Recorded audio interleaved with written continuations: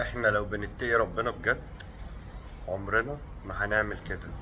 دلوقتي احنا هنعمل حملة هندافع بيها عن الطيور والحيوانات اللي البني آدم بيأذيها من غير أي سبب، مجرد بيبقى عايز يتسلى أو عايز يتمنظر على أصحابه. يا ريت كلنا نحافظ على الحيوانات والطيور، وبالذات الكائنات الجميلة دي، لأن هي دي أصلا خلقة ربنا ومش بتاعتنا إننا نأذيها.